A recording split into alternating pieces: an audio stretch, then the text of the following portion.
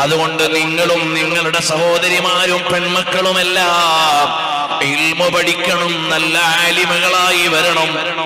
ഈ ഇരിക്കുന്ന മുത്തഅല്ലിമീങ്ങൾക്ക് നല്ല വിജ്ഞാനം കൊടുക്കണം, അവരെ നല്ല ആലിമീങ്ങളാക്കി വളർത്തിക്കൊണ്ടുവരണം.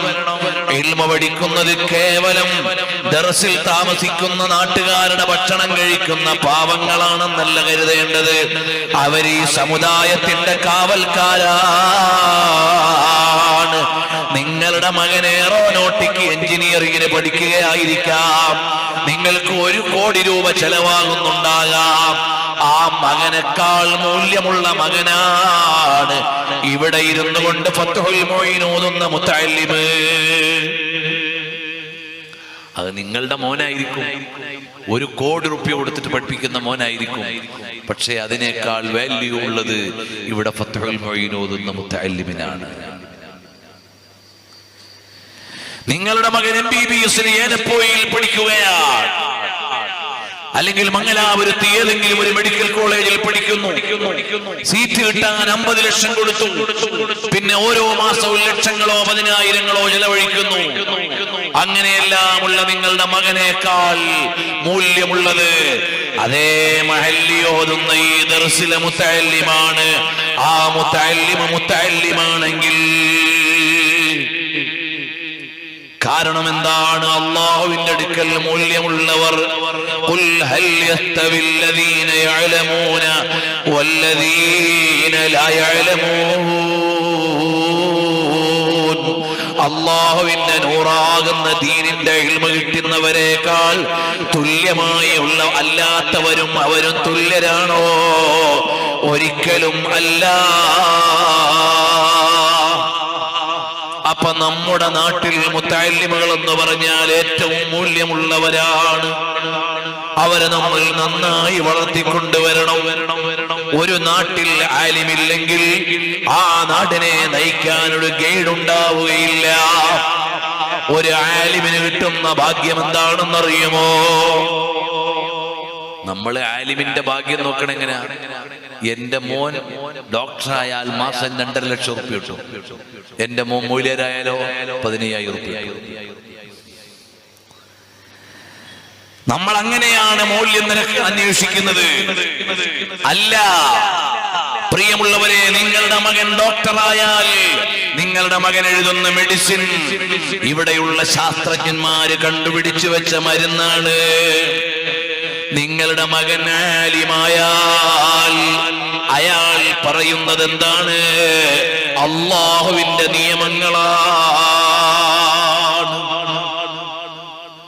ഒരാൾ ഓടി വന്നു, എന്നിട്ട് പറഞ്ഞു, ഉസ്താദേ, ഞാൻ എന്റെ ഭാര്യയോട് ഇങ്ങനെ പറഞ്ഞുപോയി, ഞാനും അവളും തമ്മിൽ തലാഖായി പോയിട്ടുണ്ടോ ഇല്ലേ? ഒരാൾ ഓടി വന്ന് പറയാണ്, അല്ല ഉസ്താദേ, ഞാൻ എന്റെ ഭാര്യയോട് ഇങ്ങനെ ഒരു വാക്ക് പറഞ്ഞു പോയി, അവളോടുള്ള തലാഖായി പോയോ ഇല്ലേ? നിങ്ങൾ ഉസ്താദിനോട് ചോദിക്കുന്നത് ആരുടെ അഭിപ്രായമാണ്? ഉസ്താദിന്റെ അഭിപ്രായമല്ല. ഈ വിഷയത്തിൽ അള്ളാഹുവിന്റെ തീരുമാനം എന്താണ്? ഈ വിഷയത്തിൽ അള്ളാഹുവിന്റെ തീരുമാനം എന്താണ്? അതാണ് ആ ചോദ്യത്തിന്റെ സാരം. അല്ലാതെ ഉസ്താദ് എന്നേക്കാൾ വലിയ ബുദ്ധിമാനായതുകൊണ്ട് ബുദ്ധിയിൽ എന്ന് പറയാനല്ല. ഉസ്താദ് എന്നേക്കാൾ ഇവിടുത്തെ ലോ ഓഫ് ഇന്ത്യ അറിയുന്നത് കൊണ്ട് ഇന്ത്യൻ ലോ പറയാനല്ല. ഞാൻ എന്റെ ഭാര്യയോട് ഇങ്ങനെ ഒരു വർത്തമാനം പറഞ്ഞുപോയി, ഞങ്ങൾ തമ്മിലുള്ള ബന്ധം നിലനിൽക്കുമോ ഇല്ലേ? ഇതിൽ അള്ളാഹുവിന്റെ തീരുമാനം എന്താണ്? അതെ, അള്ളാഹുവിന്റെ തീരുമാനം പറയുന്നവരാണ് ആലിമീങ്ങൾ. അള്ളാഹുവിന്റെ നിയമം പറയുന്നവരാണ് ആലിമീങ്ങൾ. ആ അള്ളാഹുവിന്റെ നിയമം പറയുന്നവർക്കുള്ള മൂല്യം എത്ര വലുതാണ്! അതുകൊണ്ട് എന്റെ പ്രിയമുള്ള മുഅ്മിനീങ്ങളെ, നമ്മളെ ആലിമീങ്ങളുടെ മൂല്യമറിയണം, മുത്തഅല്ലിമീങ്ങളുടെ മൂല്യമറിയണം. ആലിമീങ്ങൾക്ക് നല്ല ശമ്പളം കൊടുക്കണം, മുദർരിസുമാർക്ക് നല്ല ശമ്പളം കൊടുക്കണം. സ്കൂളിലെ ഒരു അധ്യാപകന്റെ ശമ്പളമെങ്കിലും കൊടുക്കണം. അങ്ങനെയെങ്കിലും കൊടുക്കാൻ നമ്മുടെ സമുദായം തയ്യാറാവണം. നമുക്കെല്ലാം ഒരുപാട് കാര്യങ്ങൾക്ക് പൈസയുണ്ട്, പക്ഷേ പള്ളിയിലെ ഇമാമിന് ശമ്പളം കൊടുക്കാൻ നേരം പൈസയില്ല, ഖതീബിന് ശമ്പളം കൊടുക്കാൻ നേരം പൈസയില്ല. അങ്ങനെയാകാൻ പാടില്ല. നമ്മുടെ സമുദായത്തിന്റെ നേതൃത്വം വഹിക്കുന്നവരാണ് ഖതീബുമാർ. അവര് നല്ല പ്രൗഢിയിൽ ജീവിക്കണമെന്ന് സമുദായം തീരുമാനിക്കണം. നമ്മുടെ സമുദായത്തിൽ വിജ്ഞാനം പകർന്നു കൊടുക്കുന്നവരാണ് പണ്ഡിതന്മാർ. അവര് നല്ല പ്രൗഢിയിൽ ജീവിക്കണം എന്ന് സമുദായം തീരുമാനിക്കണം. അല്ലാതെ ഏറ്റവും കുറഞ്ഞ ഭക്ഷണേ ഉസ്താദ് കഴിക്കാവൂ, ഏറ്റവും ചെറിയ വീട്ടിലെ ഉസ്താദ് താമസിക്കാവൂ, ഏറ്റവും പഴയ ഉടുപ്പേ ഉസ്താദ് അണിയാവൂ, അങ്ങനെ ചിന്തിക്കാൻ പാടില്ല. ഏറ്റവും നല്ലത് ധരിക്കണം. കാരണം ഈ നാട്ടിലെ ഇൽമിന്റെ കേന്ദ്രമാണ്, ആളുകൾ അവലംബിക്കുന്ന ആശ്രയമാണ്. പക്ഷേ മുത്തഅല്ലിമുകളെ, നമ്മളെ ഇൽമ പഠിക്കുന്നത് ഈ ലോകത്തെ സ്ഥാനങ്ങൾക്ക് വേണ്ടിയല്ല, ഈ ലോകത്തെ സ്ഥാനത്തിന് വേണ്ടിയാകരുത്. മുത്തഅല്ലിമീങ്ങളും മുഅല്ലിമീങ്ങളും ഉസ്താദുമാരും ആ ഇൽമ കൊണ്ട് ലക്ഷ്യം വെക്കേണ്ടത് അല്ലാഹുവിന്റെ വജ്ഹിനെയാണ്. അല്ലാതെ നല്ല പൈസ കിട്ടാൻ വേണ്ടിയല്ല പഠിക്കേണ്ടത്, സ്ഥാനം കിട്ടാൻ വേണ്ടിയല്ല പഠിക്കേണ്ടത്. റിളം ബിമാ യത്ലുബുഹു ഇന്നൽ മലായികത ലതദഉ അജ്നിഹതാ ലിത്വാലിബിൽ ഇൽമി റിളം ബിമാ യത്ലുബുഹു. ഒരു മുത്തഅല്ലിമ് ഇൽമ തേടി ഇറങ്ങുമ്പോൾ ആ തേടുന്നതിനോട് അല്ലാഹുക്ക് തൃപ്തിയുള്ളത് കൊണ്ട് മലക്കുകളെ കൊണ്ട് തണൽ വിരിച്ചു കൊടുക്കുന്നതാണ്. അപ്പൊ മുത്തഅല്ലിമീങ്ങൾ ഇൽമ പഠിക്കേണ്ടത് ഞാൻ വലിയ സമ്പന്നനാകണം എന്ന നിലക്കല്ല. അപ്പൊ ഇൽമിന്റെ സ്ഥാനം അറിയണം. എല്ലാ രക്ഷിതാക്കളും മക്കൾ ഒരാളെങ്കിലും ആലിമാക്കാൻ, മുത്തഅല്ലിമാക്കാൻ പരിശ്രമിക്കണം. പെൺമക്കളെ ഉള്ളോ, അവര് നല്ല ഇൽമിന്റെ അഹ്ലുകാരാക്കണം. അവര് ഹാഫിളത്തുകളാകാം, ആലിമത്തുകളാകാം. അവര് അടുത്ത ഒരു തലമുറയെ പരിപാലിക്കേണ്ടവരാണ്. അവർക്ക് നല്ല ഇൽമ വേണം. നിങ്ങൾ അറിയുമോ, ഈ നാട്ടിൽ നിന്ന് ഒരുപാട് കോടിപതികൾ മരിച്ചു പോയിട്ടുണ്ടാകാം. അവരെ ഒന്നും ജനങ്ങൾക്ക് വേണ്ട. അതേ സമയത്ത് താജുൽ ഉലമയെ ജനങ്ങൾക്ക് മറക്കാൻ പറ്റൂല. താജുൽ ഉലമ സ്വന്തമായി ഒരു വീട് പോലും ഉണ്ടാക്കാൻ ചിന്തിക്കാതിരുന്ന ആളാണ്.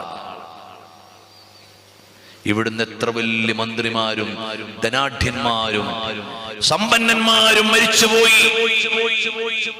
അവരെ ഒന്ന് ഓർക്കാൻ ഇവിടെ ആളുകളില്ല. താജുൽ ഉലമയെ ജനങ്ങൾക്ക് മറക്കാൻ പറ്റൂല. കാരണം എന്താണ്?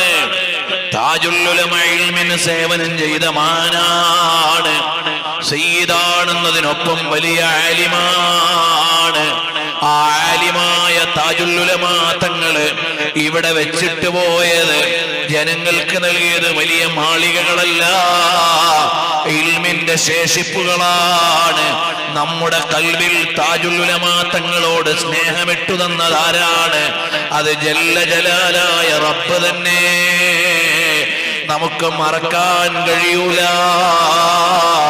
നമുക്ക് നൂറുൽ ഉലമ ഉസ്താദിനെ മറക്കാൻ പറ്റുമോ? എന്തായിരുന്നു നൂറുൽ ഉലമ ഉസ്താദ് സമ്പാദിച്ചത്?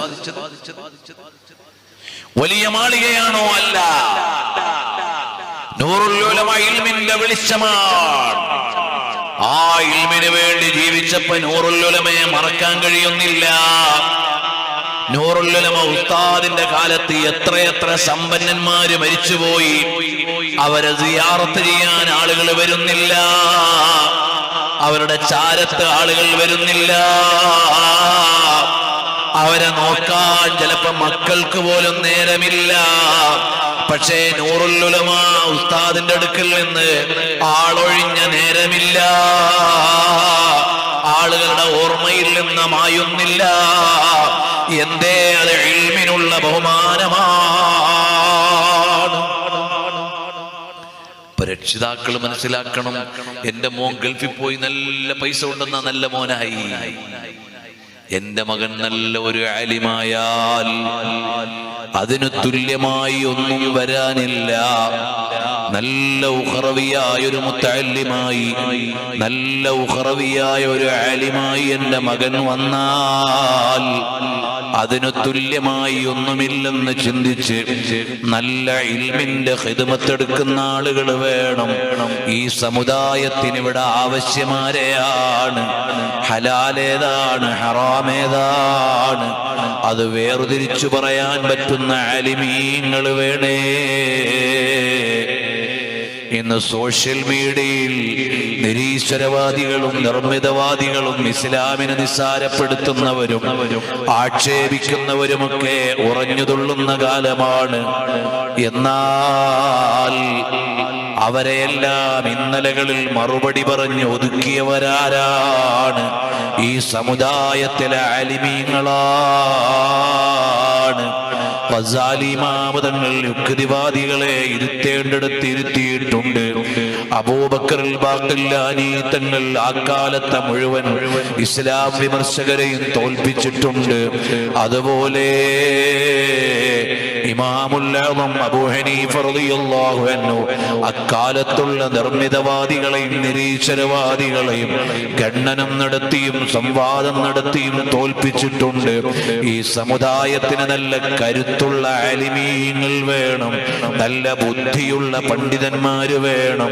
നല്ല ദിഷണാശാലികളായ ആലിമീങ്ങൾ വന്നാൽ ഖുർആനും ഹദീസും ഇമാമീങ്ങളുടെ പ്രമാണങ്ങളും വെച്ചുകൊണ്ട് ഈ ദീനിനെ സംരക്ഷിക്കേണ്ടവർ ആലിമീങ്ങളാണ്.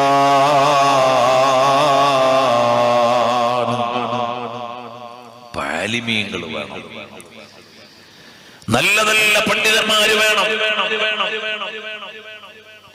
ഇവിടെ നിന്ന് മരണപ്പെട്ടു പോയ വലിയ മഹാന്മാരുണ്ട്. ബേക്കൽ ഉസ്താദ്, ഷറിയ ഉസ്താദ് തുടങ്ങിയുള്ള വലിയ വലിയ മഹാന്മാർ. അവരുടെ സ്ഥാനത്ത് പകരം വെക്കാൻ പറ്റുന്ന ആലിമീങ്ങൾ ഈ നാട്ടിലുണ്ടാകണമെങ്കിൽ ദർസിലേക്ക് നല്ല ബുദ്ധിയുള്ള മക്കളെ വിട്ടോ. ഈ സമുദായത്തിലെ ഏറ്റവും വലിയ ബുദ്ധിമാന്മാരാരാണ്? ഈ സമുദായത്തിലെ പണ്ഡിതന്മാരാണ്. ശാഫിഈ ഇമാം റളിയല്ലാഹു അൻഹുവിന്റെ ബുദ്ധി ആർക്കാണ് പ്രിയമുള്ളവരെ ഉള്ളത്? ബഹുമാനപ്പെട്ട അബൂ ഹനീഫ ഇമാം തങ്ങളുടെ ബുദ്ധി ആ കാലഘട്ടത്തെ മുഴുവനും അത്ഭുതപ്പെടുത്തിയ ബുദ്ധിയാണ്. ഇമാം ശാഫിഈ ഇമാം മാലിക് റളിയല്ലാഹു അൻഹുവിനോട് മദീനയിൽ വെച്ച് ചോദിച്ചു, ഇമാം അബൂ ഹനീഫ തങ്ങളെ കുറിച്ച് അവിടുത്തെ അഭിപ്രായം എന്താണ്? അപ്പൊ ഇമാം മാലിക് തങ്ങൾ പറഞ്ഞു, ഈ നിൽക്കുന്ന തൂണ് സ്വർണമാണെന്ന് വാദിച്ചാൽ അബൂ ഹനീഫ ഇമാം തങ്ങളെ ഗണ്ണിക്കാൻ ഞാൻ പോവില്ല. കാരണം അത് സമർത്ഥിക്കാനുള്ള ബുദ്ധി ഇമാം അബൂ ഹനീഫ തങ്ങൾക്കുണ്ട്. ഇമാമുന ശാഫിഈ റളിയല്ലാഹു അൻഹുവിന് ദശലക്ഷക്കണക്കിന് ഹദീസ് മനപ്പാഠമാണ്. ദശലക്ഷം എന്ന് പറഞ്ഞാൽ 10 ലക്ഷത്തിൽ പരം, 10 ലക്ഷത്തിൽ പരം ദശലക്ഷക്കണക്കിന് ഹദീസ് മനപ്പാഠമാണ്. അവരെ എല്ലാവരുടെയും ചരിത്രം മനപ്പാഠമാണ്. ഇമാം ശാഫിഈ റളിയല്ലാഹു അൻഹുവിന് ഖുർആനിന്റെ വ്യാഖ്യാനം മനപ്പാഠമാണ്. ഖുർആൻ 7ാമത്തെ വയസ്സിലെ ഹിഫ്ളാണ്. അവരുടെ ഓർമ്മശക്തി ഇന്നിവിടെ ആർക്കെങ്കിലും ഉണ്ടോ? ഒരു വട്ടം ഖുർആൻ ഓതി മനപ്പാടാക്കിയതല്ല. ഓരോ അക്ഷരം പറഞ്ഞാൽ, വാക്ക് പറഞ്ഞാൽ അപ്പോഴവിടെ നിന്നതിന്റെ വ്യാഖ്യാന സഹിതം പറയാനുള്ള ഓർമ്മയാണ്. അങ്ങനെയുള്ള ചിന്തയുള്ള മഹാന്മാരാണ് നമ്മുടെ ഇമാമിയങ്ങളെ കഴിഞ്ഞു പോയവര്. അവരുടെ ചരിത്രം നമ്മൾ അറിയുന്നില്ല. അവര് കൈകാര്യം ചെയ്ത വിഷയങ്ങളുടെ വ്യാപ്തി നമ്മൾ അറിയുന്നില്ല. ഞാൻ പറഞ്ഞു വരുന്നത്, ഈ വിജ്ഞാന സൗധം കേവലം ഒരു സാമ്പ്രദായിക മതസ്ഥാപനമായാൽ പോരാ. ഇവിടെ നിന്ന് നല്ല കിടയറ്റ ആലിമീങ്ങൾ ഈ സമുദായത്തിന് വരണം. അതിന് പറ്റുന്ന ഉസ്താദുമാർ ഇവിടെയുണ്ട്. വേണ്ട ഒത്താശ ഈ നാട്ടുകാർ ചെയ്തു കൊടുക്കണേ. നമ്മുടെ മക്കൾ നല്ല സയൻസ് പഠിക്കണം. ആ സയൻസ് ഉന്നയിച്ചുകൊണ്ട് ഇസ്ലാമിനെ വിമർശിക്കുന്നവർക്ക് ഖുർആൻ വെച്ചുകൊണ്ട് മറുപടി പറയണം. അപ്പൊ ഖുർആനും സയൻസും പഠിക്കുന്ന മക്കള് വരണം. ഭൗതിക ശാസ്ത്രം പഠിച്ചുകൊണ്ട് ഇസ്ലാമിനെ വിമർശിക്കുന്നവരുടെ ആയുധം നമ്മുടെ കയ്യിലെടുക്കണം. അതുപോലെ തന്നെ ഏതെല്ലാം വിമർശനങ്ങളാണോ വരുന്നത്, ആ വിമർശനങ്ങൾ അതിജീവിക്കാൻ നമ്മുടെ കയ്യിൽ ഇൽമിന്റെ ആയുധം വേണേ. ആ ഇൽമുള്ള ഒരു മുത്തഅല്ലിമായ ഒരു മകൻ മുത്തഅല്ലിമാണ്. ഉമ്മ മരിച്ചുപോയി. ആ ഉമ്മാന്റെ ഖബറിലേക്ക് മലക്കുകൾ വരുമ്പോ അവര് വല്ല കുറ്റത്താൽ ശിക്ഷിക്കപ്പെടേണ്ടവരാണെങ്കിൽ ഇസ്തഹിയത്തിൽ മലായിക,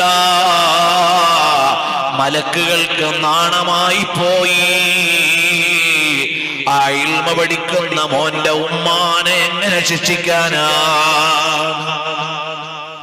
ഖുർത്തുബി ഇമാം റളിയല്ലാഹു അൻഹു എഴുതുകയാണ്, അപ്പൊ നമ്മുടെ മകൻ ഒരു ആലിമായാൽ, ഒരു മുത്തഅല്ലിമായാൽ നമുക്ക് ഈ ലോകത്തെ ഇസ്സത്താണ്. നിങ്ങൾ ആലോചിച്ചു നോക്കൂ, നൂറുൽ ഉലമ ഉസ്താദിന്റെ ഉപ്പക്ക് നൂറുൽ ഉലമയിൽ നിന്ന് എന്തെല്ലാം കിട്ടിപ്പോയി. നമ്മൾ ഇന്ന് ഇശാ നിസ്കരിച്ചിട്ട് വന്നവരാണ്. ഈ ഇശാ നിസ്കരിച്ചതിന്റെ ഒരു പ്രതിഫലം ഇമാമുൽ ശാഫഈ തങ്ങൾക്ക് കിട്ടിയിട്ടുണ്ട്. കോടാനകോടി ആളുകൾ ഇശാ നിസ്കരിച്ചതിന്റെ ഒരു കൂലി ശാഫഈ ഇമാം തങ്ങൾക്ക് കിട്ടിയിട്ടുണ്ട്. കാരണം ശാഫി ഇമാം തങ്ങളാണ് നിസ്കാരത്തിന്റെ ഫർള് എത്ര, നിസ്കാരത്തിന്റെ ശർത്ത് എത്ര, നിസ്കരിക്കേണ്ട ചിട്ട എങ്ങനെ എന്ന് നമുക്ക് പഠിപ്പിച്ചു തന്ന ഉസ്താദുമാരിൽ അങ്ങേ തലക്കൽ ഉള്ള വലിയ ഉസ്താദുമാരിൽ ഒരാൾ ഇമാം ശാഫഈ തങ്ങളാണ്. അതുകൊണ്ട് നമ്മൾ നിസ്കരിച്ചതിന്റെ ഒരു കൂലി ഇമാമുൽ ശാഫഈ തങ്ങൾക്കുണ്ട്. ഇന്ത്യയിലുള്ള കോടിക്കണക്കിന് ഹനഫികൾ നിസ്കരിച്ചു ഇന്ന് ഇശാ. അവർ ഇശാ നിസ്കരിച്ചതിന്റെ ഒരു കൂലി ഇമാം അബൂ ഹനീഫ റളിയല്ലാഹു അൻഹുവിനുണ്ട്. എല്ലാവരും നിസ്കരിച്ച ഇബാദത്തുകളുടെ ഒരു കൂലി സയ്യിദുൽ വറാ മുഹമ്മദുർ റസൂലുള്ളാഹ് സല്ലല്ലാഹു അലൈഹി വസല്ലം തങ്ങൾക്ക് സമ്മാനമായി ലഭിച്ചിട്ടുണ്ട്.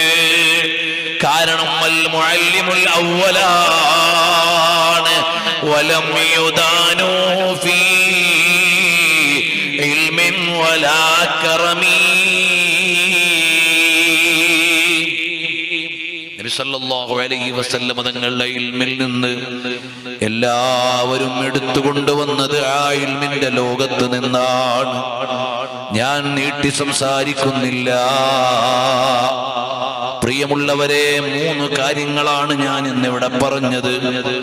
ഒന്ന്, നബി സല്ലല്ലാഹു അലൈഹി വസല്ലം തങ്ങളുടെ അതുല്യമായ സ്ഥാനമാണ്. രണ്ടാമത്തേത് ഇസ്റാ മിഅ്റാജിന്റെ ആത്മാവാണ്. മൂന്നാമത്തേത് ഇൽമിന്റെ ബഹുമാനമാണ്. അല്ലാഹു സുബ്ഹാനഹു വ തആല തൃപ്തിപ്പെട്ട ഏറ്റവും വലിയ കാര്യമാണ് ഇൽമ്. നമ്മുടെ നിസ്കാരം എങ്ങനെയാകണം? ഇന്നമാ യഖ്ശല്ലാഹ മിൻ ഇബാദിഹിൽ ഉലമാ. അല്ലാഹുവിനെ ഏറ്റവും ഭയക്കുന്നവർ ആലിമീങ്ങളാണ്. ഇൽമുള്ളവർക്കാണ് ഓരോന്നിന്റെയും ഗൗരവം അറിയുന്നത്. ആ ഗൗരവം അറിഞ്ഞുകൊണ്ട് വേണം ഇബാദത്ത് ചെയ്യാൻ, അല്ലാഹുവിലേക്ക് അടുക്കാൻ. എല്ലാ മുഅ്മിനീങ്ങളും ഒന്ന് എഴുന്നേറ്റ് ഒരല്പസമയം അടുത്തേക്ക് വന്നാൽ ഒരു കാര്യം കൂടി പറഞ്ഞു ഞാൻ നിർത്തിക്കോളാം. ഓ മുഅ്മിനീങ്ങളെ, ഞാൻ ആദ്യമേ ഒരു കാര്യം ഓർമ്മപ്പെടുത്തിയില്ലേ? അല്ലാഹു തആല എല്ലാം നമുക്ക് നൽകിയത് നബി സല്ലല്ലാഹു അലൈഹി വസല്ലം തങ്ങളിലൂടെയാണ്. നമുക്ക് അല്ലാഹുവിലേക്ക് ചേരാനുള്ള വഴിയും നബി സല്ലല്ലാഹു അലൈഹി വസല്ലം തങ്ങളാണ്. അതുകൊണ്ട് നബി സല്ലല്ലാഹു അലൈഹി വസല്ലം തങ്ങളെ ഉള്ളറിഞ്ഞ് സ്നേഹിക്കണം. ഹബീബായ സല്ലല്ലാഹു അലൈഹി വസല്ലം തങ്ങളെ ബഹുമാനിക്കണം. ഹബീബായ സല്ലല്ലാഹു അലൈഹി വസല്ലം തങ്ങളെ കേട്ടാൽ ആ കേൾക്കുന്ന അവസ്ഥയിൽ തന്നെ നമ്മുടെ കൽബിലേക്ക് ബഹുമാനം വരണം. മുൻഗാമികളായ സ്വാലിഹീങ്ങളെ നമ്മളൊന്ന് നോക്കിയാൽ അവരുടെ ജീവിതം മുഴുവനും ഹബീബായ സല്ലല്ലാഹു അലൈഹി വസല്ലമ തങ്ങളാണ്. അതാ ഇമാമിങ്ങൾ എഴുതുകയാണ്, നബി സല്ലല്ലാഹു അലൈഹി വസല്ലമ തങ്ങളോടുള്ള ബഹുമാനം. വഅലം അന്ന ഹുർമത്തൻ നബി സല്ലല്ലാഹു അലൈഹി വസല്ലമ ബഅദ മൗതിഹി وتوقيره وتعظيمه لازم كما كان حال حياته. നബി സല്ലല്ലാഹു അലൈഹി വസല്ലമ തങ്ങൾ വഫാത്തായതിനു ശേഷം നബി സല്ലല്ലാഹു അലൈഹി വസല്ലമ തങ്ങളോടുള്ള ബഹുമാനം ജീവിതകാലത്ത് എങ്ങനെയായിരുന്നോ അങ്ങനെ തന്നെ വഫാത്തായ നബി തങ്ങളെയും ബഹുമാനിക്കണം. വദാലിക ഇൻദ ദിക്രിഹി സല്ലല്ലാഹു അലൈഹി വസല്ലം. അത് നബി സല്ലല്ലാഹു അലൈഹി വസല്ലം തങ്ങളെ കുറിച്ച് പറയുമ്പോഴാണ്. വദിക്രി ഹദീസിഹി വസുന്നതിഹി. അവിടുത്തെ ഹദീസ് പറയുമ്പോഴും അവിടുത്തെ സുന്നത്തിനെ കുറിച്ച് പറയുമ്പോഴുമാണ്. വസിമാഇ ഇസ്മിഹി വസീറതിഹി. അവിടുത്തെ ചരിത്രം കേൾക്കുമ്പോഴും അവിടുത്തെ പേര് കേൾക്കുമ്പോഴും ബഹുമാനം വരണേ. എന്നിട്ട് മഹാനായ ഖാദി ഇയാദ് റഹ്മത്തുള്ളാഹി അലൈഹി പറയുകയാണ്, ബഹുമാനപ്പെട്ട അബുൽ ഖാസിം മുഹമ്മദ് ബിൻ ബഖീ റഹ്മത്തുള്ളാഹി അലൈഹി അടക്കമുള്ള മഹാന്മാര് വിശദീകരിക്കുകയാണ്, ഹബീബായ സല്ലല്ലാഹു അലൈഹി വസല്ലം തങ്ങളോടുള്ള ബഹുമാനം വഫാത്തിനു ശേഷം ജീവിതകാലത്ത് എങ്ങനെയായിരുന്നോ അങ്ങനെ തന്നെ ബഹുമാനം വേണം. അതല്ലേ നാളറ അബൂ ജഅഫർ അൽ മൻസൂർ എന്ന് പറയുന്ന ഭരണാധികാരി, അമീറുൽ മുഅ്മിനീൻ, അന്നത്തെ ഭരണാധികാരിയാണ്. നാളറ മാലിക്കൻ, ഇമാം മാലിക് റളിയല്ലാഹു അൻഹുവിനോട് ഗൗരവമായ സംഭാഷണം നടത്തി. ഫീ മസ്ജിദി റസൂലില്ലാഹ്, നബി സല്ലല്ലാഹു അലൈഹി വസല്ലം തങ്ങളുടെ പള്ളിയിൽ വെച്ച് മുനാദറ നടത്തിയപ്പോൾ, ഗൗരവമായ സംഭാഷണം നടത്തിയപ്പോൾ, അല്ലാതെ ഖണ്ഡന മണ്ഡലങ്ങളോ തർക്ക വിതർക്കങ്ങളോ അല്ല, ഗൗരവമായ സംഭാഷണം നടത്തിയപ്പോൾ ഫഖാല ലഹു, ബഹുമാനപ്പെട്ട ഇമാം മാലിക് തങ്ങൾ പറഞ്ഞു, യാ അമീറൽ മുഅ്മിനീൻ, ഓ മുഅ്മിനീങ്ങളുടെ നേതാവായ ഭരണാധികാരി, ഞാൻ നിങ്ങളോടൊന്ന് പറയട്ടെ, ലാ തർഫഅ സൗതക ഫീ ഹാദൽ മസ്ജിദി, ഈ പള്ളിയിൽ നിങ്ങൾ ശബ്ദമുയർത്താൻ പാടില്ല. കാരണം എന്താണ്? ഇമാം മാലിക് റളിയല്ലാഹു അൻഹു പറയുന്നത്, മുതഅല്ലിമീങ്ങളൊന്ന് ശ്രദ്ധിക്കണേ, സാധാരണക്കാരൊന്ന് സൂക്ഷ്മതയോടെ കേൾക്കണേ. യാ അമീറൽ മുഅ്മിനീൻ, ഓ ഭരണാധികാരി, ലാ തർഫഅ സൗതക ഫീ ഹാദൽ മസ്ജിദി, ഈ പള്ളിയിൽ നിങ്ങൾ ശബ്ദമുയർത്തരുത്. ഫഇന്നല്ലാഹ തആല അദ്ദബ ഖൗമൻ, അല്ലാഹു തആല ഒരു ജനതയെ ചിട്ട പഠിപ്പിച്ചു. ആ ചിട്ട എന്താണ്? ലാ തർഫഉ അസ്വാതകും ഫൗക സൗത്തിൻ നബി, മുത്തുനബി തങ്ങളുടെ ശബ്ദത്തെക്കാൾ ശബ്ദമുയർത്തല്ലേ എന്ന് അല്ലാഹു തആല പഠിപ്പിച്ചിട്ടുണ്ട് ഖുർആനിൽ. അതുപോലെ നിങ്ങൾ സൂക്ഷിക്കണം. വമദഹ ഖൗമൻ, മറ്റൊരു സമുദായത്തെ കുറിച്ച് അല്ലാഹു തആല മഹത്വം പറഞ്ഞു. ഇന്നല്ലദീന യഗുല്ലൂന അസ്വാതഹും ഇൻദ റസൂലില്ലാഹ്, നബി സല്ലല്ലാഹു അലൈഹി വസല്ലം തങ്ങളുടെ അടുക്കൽ ശബ്ദം താഴ്ത്തുന്നവരെ കുറിച്ച് അല്ലാഹു തആല ബഹുമാനം പറഞ്ഞു. വദമ്മ ഖൗമൻ, മറ്റൊരു സമുദായത്തിന്റെ മോശവും അല്ലാഹു തആല പറഞ്ഞു. അവരാരാണ്? ഇന്നല്ലദീന യുനാദൂനക മിൻ വറാഇൽ ഹുജറാത്ത്, മുത്തുനബി തങ്ങളുടെ വീടിന്റെ പിൻഭാഗത്ത് നിന്ന് വിളിക്കുന്ന ആളുകൾ എന്ന് പറഞ്ഞുകൊണ്ട് അല്ലാഹു തആല മോശത്തരം പറഞ്ഞു. അപ്പോ തങ്ങളെ തങ്ങളുടെ സന്നിധിയിൽ ശബ്ദമുയർത്തരുതെന്ന് ഖുർആനിലുണ്ട്. തങ്ങളുടെ അടുക്കൽ ശബ്ദം താഴ്ത്തിയവരുടെ ബഹുമാനം ഖുർആനിലുണ്ട്. തങ്ങളുടെ വീടിന്റെ പിന്നാലെ വന്ന് വിളിച്ചവർ അവര് മോശക്കാരാണ്, ബുദ്ധിയില്ലാത്തവരാണ്. അക്സറുഹും ലാ യഅഖിലൂൻ എന്ന് ഖുർആനിലുണ്ട്. അതുകൊണ്ട് തന്നെ വഇന്ന ഹുർമതഹു മൈതൻ കഹുർമതി ഹയ്യാ, നബി സല്ലല്ലാഹു അലൈഹി വസല്ലം തങ്ങൾ വഫാത്തായതിനു ശേഷം അവിടുത്തെ ബഹുമാനം ജീവിച്ചിരിക്കുമ്പോഴുള്ള ബഹുമാനം പോലെ തന്നെ.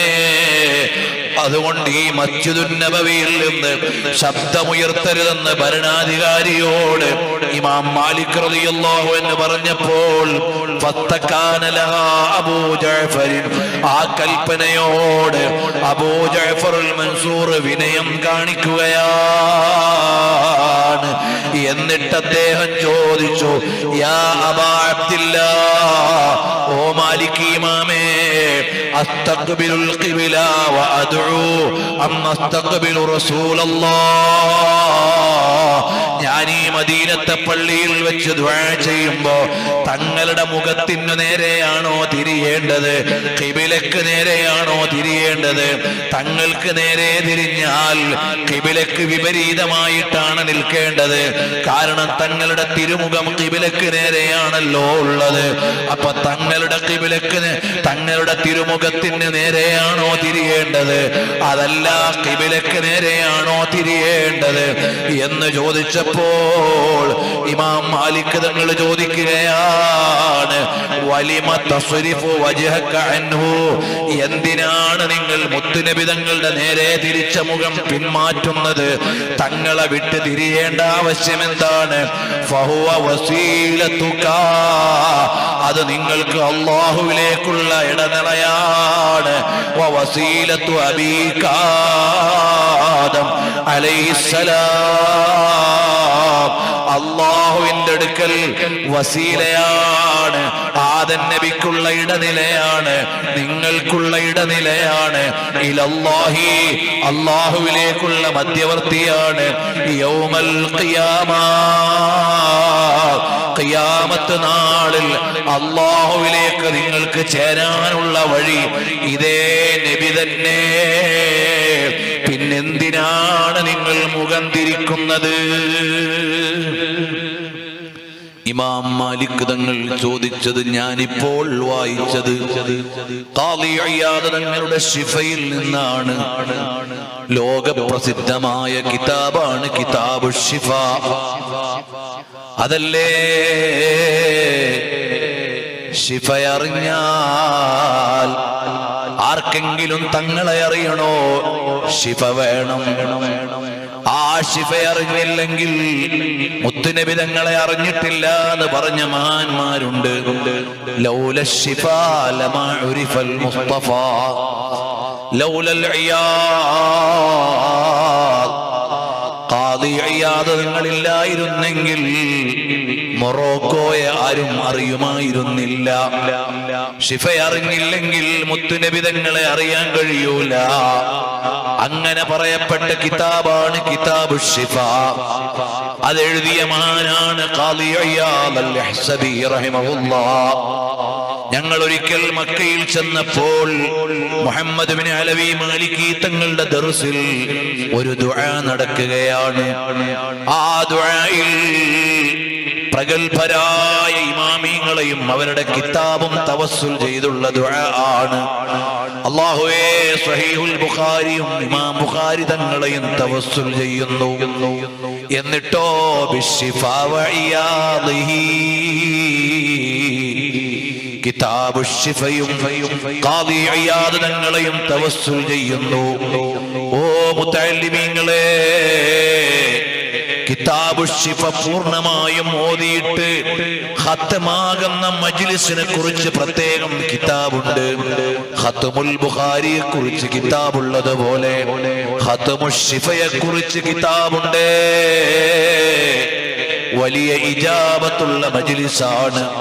അൽഹംദുലില്ലാഹ്, സാധുക്കളായ ഞങ്ങൾ കൊല്ലം ഖാദിസിയയ്ക്ക് കീഴിൽ നടക്കുന്ന ത്വയ്ബ സെന്ററിൽ എല്ലാ കൊല്ലവും മുതഅല്ലിമീങ്ങൾക്ക് ശിഫ ഓതി കൊടുക്കാറുണ്ട്. അത് പൂർത്തിയാകുമ്പോൾ ഖത്മുശ് ശിഫയുടെ മജ്ലിസ് ഞങ്ങൾ നടത്താറുണ്ട്. ഈ ശിഫയുടെ പ്രധാന ഭാഗങ്ങൾ തുടക്കം മുതൽ ഒടുക്കം വരെ ഞങ്ങൾ ദർസ് നടത്തിയത് നിങ്ങൾക്ക് ഓൺലൈനിൽ കിതാബ് ദർസുശ് ശിഫ എന്ന പേരിൽ കിട്ടും. അത് നിങ്ങൾ കേട്ടാൽ ഈ കിതാബിന്റെ തുടക്കം മുതൽ ഒടുക്കം വരെ ഓതാൻ ലളിതമായ ഒരു ക്ലാസ് നിങ്ങൾക്ക് ലഭിക്കും. അൽഹംദുലില്ലാഹ്, ഈ കോവിഡ് കാലത്ത് തുടങ്ങി അവസാനിപ്പിച്ച ഒരു ദർസിന്റെ പരമ്പരയാണ് നബി സല്ലല്ലാഹു അലൈഹി വസല്ലം തങ്ങളുടെ സൗന്ദര്യം പറയുന്ന അശ്ശമായിലുൽ മുഹമ്മദിയ 413 ഹദീസുകളുള്ള കിതാബ്. അത് 29 ദിവസം കൊണ്ട് ഓതി തീർത്തതും നിങ്ങൾക്ക് ദർസുശ് ശമായിൽ എന്ന പേരിൽ യൂട്യൂബിൽ ലഭിക്കും. അങ്ങനെ 29 ദിവസം നിങ്ങൾ കേട്ടാൽ തുറമുദി ഇമാം തങ്ങൾ എഴുതിയ കിതാബു ശമായിൽ നിങ്ങൾക്ക് ഓതിയതുപോലെ കേൾക്കാം. ഇൻഷാ അല്ലാഹ് അൽ ഉർജൂസത്തുൽ മീയ നബി സല്ലല്ലാഹു അലൈഹി വസല്ലം തങ്ങളുടെ ചരിത്രം ചുരുക്കി പറയുന്ന 100 വരിയുള്ള കിതാബ്, ബൈത്തിന്റെ കിതാബ്, അത് ഞങ്ങൾ ത്വയ്ബയുടെ പേരിൽ ഖത്മാക്കുന്ന ദർസുകൾ നടത്താറുണ്ട്. അൽഫിയത്തുസ് സീറത്തുൻ നബവിയ്യ, ഇമാം ഇറാഖി തങ്ങളുടെ അൽഫിയത്തുസ് സീറ ഞങ്ങൾ ത്വയ്ബയിൽ നിന്ന് ദർസ് എടുക്കാറുണ്ട്. ഇതൊക്കെ മുത്തുനബി തങ്ങളെ പഠിക്കാനുള്ള കിതാബുകളാണ്. അല്ലാഹു തആല നമ്മുടെ ഈ സംഗമങ്ങളെല്ലാം കബൂൽ ചെയ്യട്ടെ. ഹബീബായ സല്ലല്ലാഹു അലൈഹി വസല്ലം തങ്ങളെ ഇഷ്ടം നിൽക്കുന്ന ഖൽബ് അല്ലാഹു നമുക്ക് നൽകട്ടെ.